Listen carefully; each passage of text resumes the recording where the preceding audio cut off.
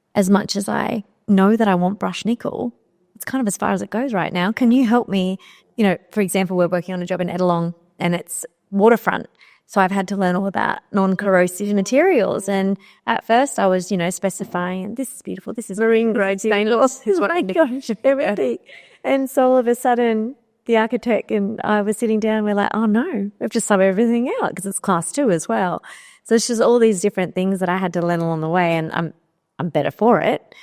But it's not just, people think we're just shopping. I'm like, no. No, my Sunday nights are spent researching the durability of stone. So that it doesn't crumble after 5 years. Yeah. Literally, or like, marble with the red marks of the line and the things we've got to learn.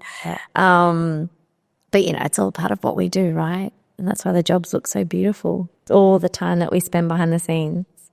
Totally. Yeah. And so, so you obviously enjoy what you do. Do you think... I love it. I love it. Have you done it for how long now? 20, 30 years? 40. 40 years. Well done. You're not tired of it? Not really. No, that's so good. Yeah, I'm still learning. Yeah, still evolving. Yeah. Totally. Especially with constantly like new materials on the market and...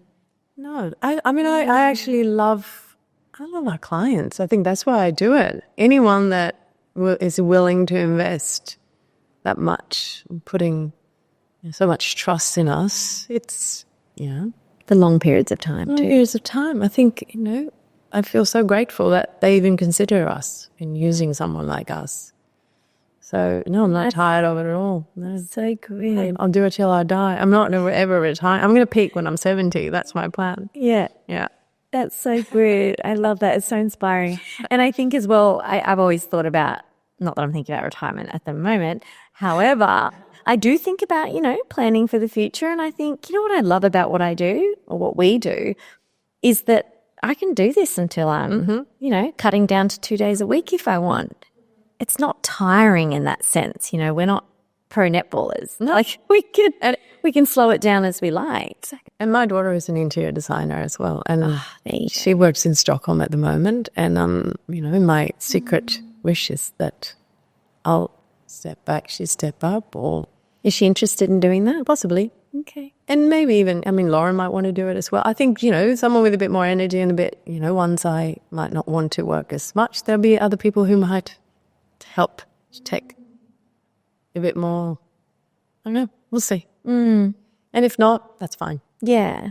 That's it. It's still your legacy. We've forgotten anyway. In 20 years' time, no one remembers. No, we're done. So it's definitely not. No. Definitely not. We're not that important. You have a really beautiful brand aesthetic though, and I think it is really lovely. Again, this is why I love creating this platform for our industry is you can look at your Instagram and take away what you like, but when you hear your story and your journey and how you do things and how there's a song at the start of every project, like no one would know this, and it's inspiring for people to go, I'm going to renovate or I'm going to build from concrete slab up. I had no idea it could be so fun. It's not just pretty pictures. No. So we have a guarantee as well in our fee proposal. It says we can't guarantee you money back guarantee because then we would be, probably, right? But we can guarantee that you're going to miss us when we've finished your project. Aww. And they do. They do. They're like, can you do my next one? Can I afford another one? Yeah. It's Tuesday and it's time for our weekly site meeting. And you're right. I miss you and I miss our meetings because the process is, if we can't do this process with joy and with kind of ease in some way, then I don't think we should do it because it's not, everything can be resolved. And and of course, I'm not saying I'm not getting stressed over things, but, always kind of remember that, this is a privilege to do. It's kind of not, not forced to do it. They're not forced to do it. It's something that we've chosen to do. And if we can't bring joy and kind of to that process, then I think we're in the wrong profession. Yeah, 100%. And that's the best thing about what we do is that we're in an industry that is really nice. Hiring an interior designer is really nice to have. You could go alone. Those clients could do it alone, but they want you. Yeah. And it's a nice feeling because it's... Yeah, and I think also So I've been in Australia now almost 30 years, and I don't have much experience from Sweden and how the profession has evolved, but just listening generally, but again around this notion of, selling, where the market is valuing what we do. So a property that has been designed by a professional is acknowledged that it will sell for a premium because they, and I'm not talking about designers who flip properties, because that's something that I don't sort of much have time for. But if it's done genuinely, with quality by a designer, it's a premium product that should be sold for premium. And also not just the investment that gone into it, but the cost of the designer should also be taken into consideration. Really? That's actually something that you actually, no, you can't do this on your own. If you can't, If you want this outcome. yes, if you want this, of course you can renovate and you make it look like, Quick stuff, exactly. But if you actually want something that is elevated, Character, and you need to personal touch. yeah, then you need to. It's so true. Because I remember in my early days, I had a few clients, we're just going to do an IKEA kitchen, or it's about 6 years ago now, or Freedom Kitchen. And there's nothing wrong with that. But I was thinking, okay, so what do you want me to work on? If this is where we're headed, what areas, obviously custom joinery is out the window. What do you need me to help with? And sometimes it would be really simple things like paint colors, lighting, the furniture right at the end there. But it just made me sort of go, wow, it's people do, if the budget only permits them to do it there by themselves, that's where they're at. And that's why it's so nice to be now 5 years along where they don't want to do it themselves. No. They value our service. Yeah. I mean, finally, in the detail. Our profession might also be actually recognized as a profession, which it hasn't been before. This whole, and that we might get a license of some sort, which I think we should have if we have enough education and experience to actually not be put together in the same category as, decorating, because it's not decorating.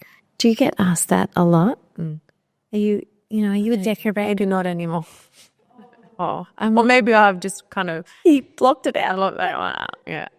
I get asked that. And I think decorating is a big part of what we do, and I'm sort of not at all ashamed to call myself an interior decorator, but it's not everything we do. But I'd like to own I think we should be proud of the fact that we are interior design. There was a time when I thought, I actually started out and applied to do architecture, and I got in to do architecture and in Stockholm, and then I decided I was going to have a gap year, and then I didn't get in the next year because there was, some reason I couldn't get in. So I'd always had that path, and then I started engineering, and then I from engineering to interior design. So I feel I've kind of I've got an interesting in the built environment to some degree, and interior design. I feel almost, when people ask me what I do, I'm reluctant to say, but I'm starting to own that title more now, and I think because of what because of what we do, and once you know what we do, it feels so much more like I'm an architect. Yeah, interior designer. So no, I'm an interior designer. Yeah.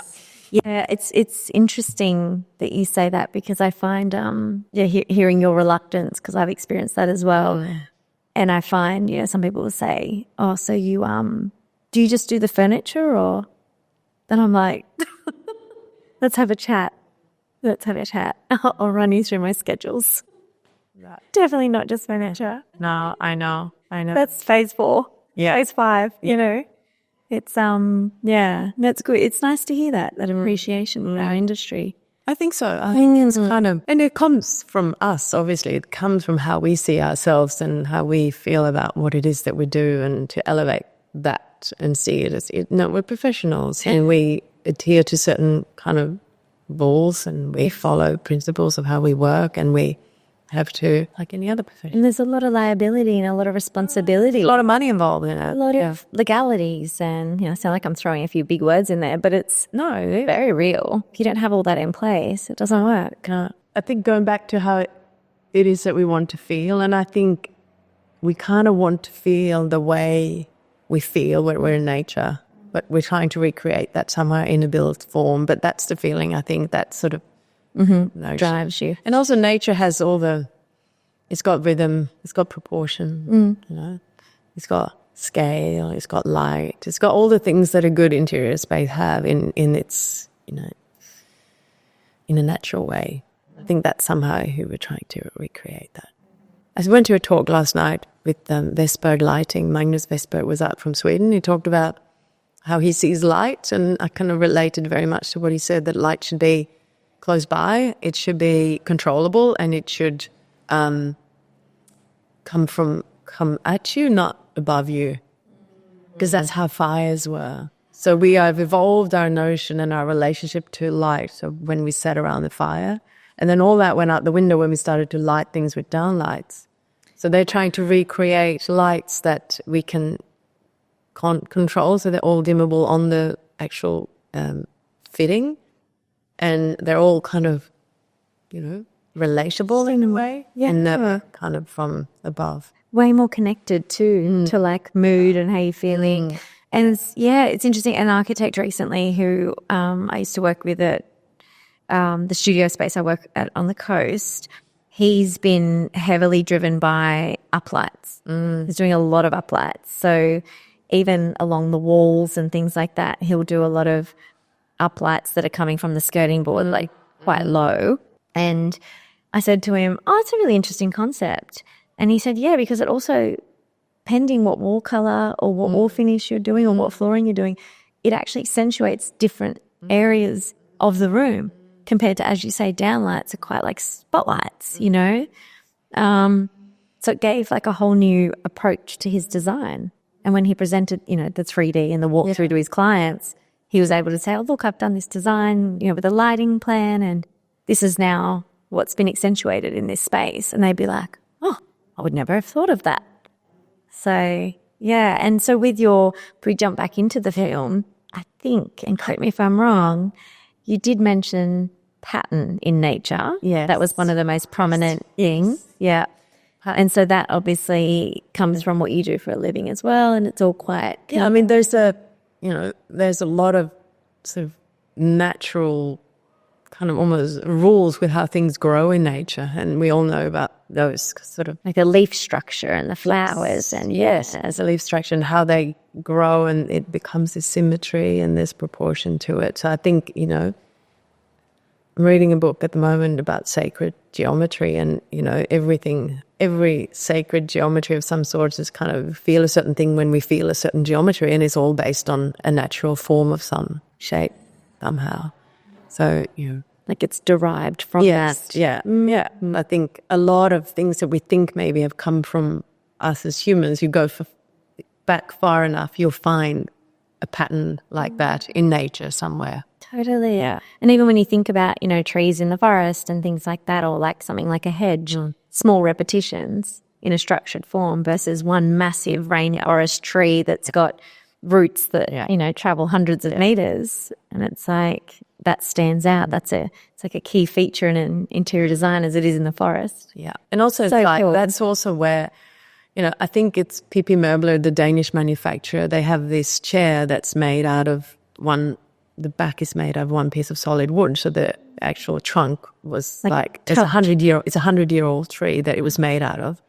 And I think their philosophy, and I love this because it's something that I feel I can relate to, that for them, the chair needs to last as long as it takes for a new tree to grow. So if our chairs can't last 100 years, they're not sustainable. Wow. And I think that's kind of a nice way of looking at things. Yes. That's sustainable. Yeah, that's sustainable. 100-year warranty. That's sustainability in my world. Well, yeah. Because I think, it's easy to be kind of led into this world of, and I'm not expert in sustainability at all. My idea of sustainability is that.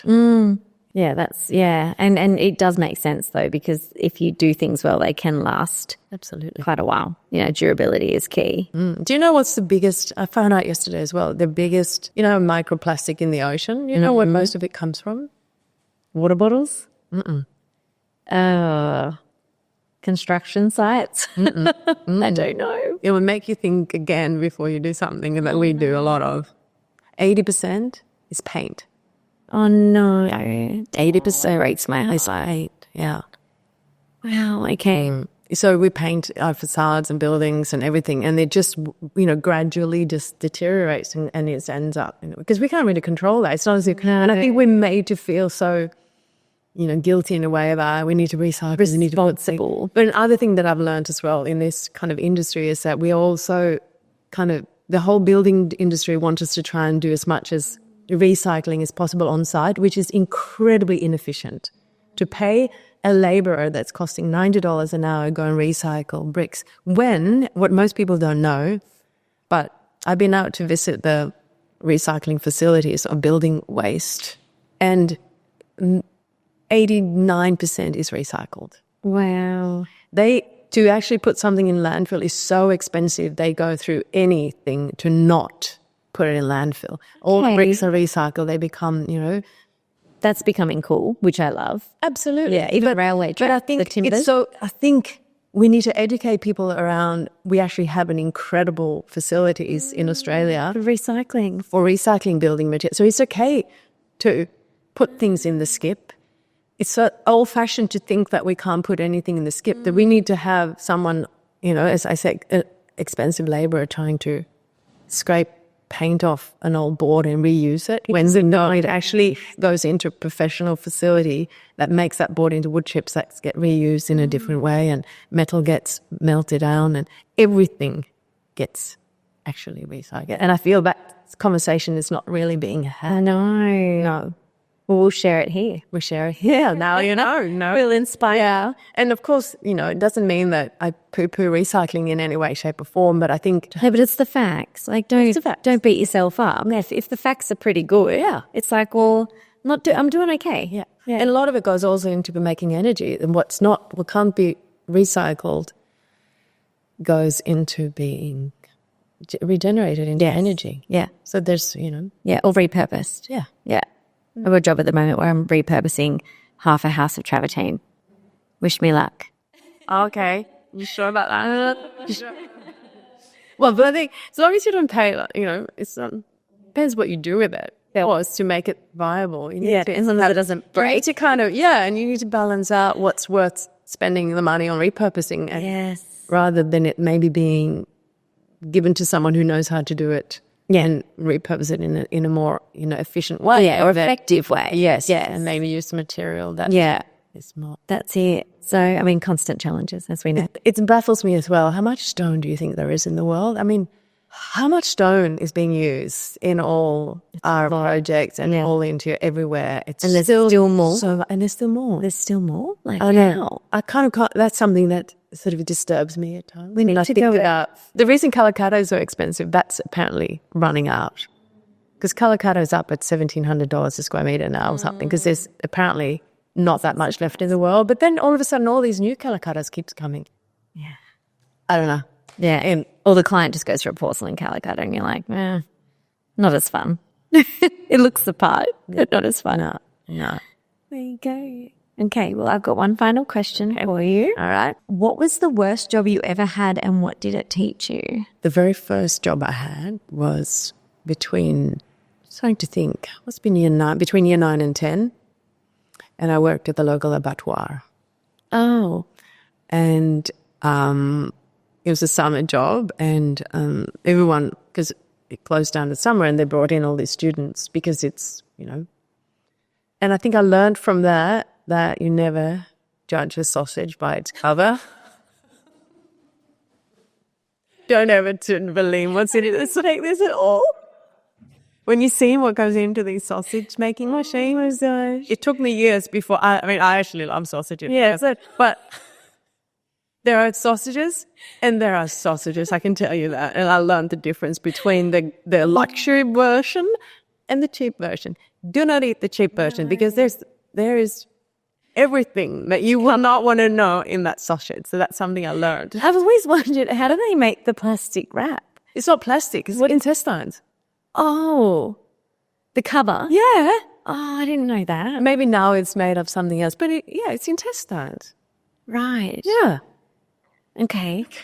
You're going to rethink eating that sausage? Yeah. Or maybe. I mean, I'm trying to eat cleaner lately. But yeah, okay. Maybe now it's not. But I'm sure that the real handmade sausages are still intestines. But handmade, not in an abattoir. Did you think it was plastic? I don't know, just some form of like weird material. I don't know. I hadn't thought about it, but I really should have because I've eaten them my whole life. Yeah. Wow. I know. That would have been quite confronting for 15. Well, I grew up on a farm and I was used to seeing the noise being killed every, it's meant to be killed. You're decent. 4 or 5 months old. So, and chickens I saw, So I saw quite a lot and I had to whisk the blood as it came out of the body to make it not coagulate. So I did see quite a lot of animals being killed. So that was not the hard part. The hard part would actually see, because I'd seen my parents take care and what they did with the meat and how it was treated, because and if it was sausages, there was just the meat grind into it. I think when you went into the sausage part of this abattoir factory, or it was really started out as an abattoir and then it went into, and the very end came salami basically. Yes. Yeah. So it was anything from that to there. Yes. Yeah. Interesting. Yeah. My first job was at Blockbuster. All right. Let's Scanning DVDs. Very clean. Yeah, literally. It was like $2 Thursday. That was just a highlight of my week. Yeah. It's a good one. Yeah, totally. Well, that's fun. You can kind of educate yourself about the new films that come. That's it. I was all over it. Yeah. All over it. I mean, these days, I don't think DVDs even exist anymore. So can you buy a DVD player? I don't even know. I don't know, maybe. No. It wasn't that long ago. It's not that long ago. No. Times have changed. Yeah. Well, it's been a pleasure having you on, Anna. Pleasure being here. Thank you for having me. Thank you for joining us on this episode of Behind the Design. We've created this podcast to bring people together, inspire new ideas, and foster a deeper understanding of what goes on behind the design. If you don't want to miss the next episode, hit the follow button on whatever platform you listen to your podcast. Until next time, keep creating and stay inspired.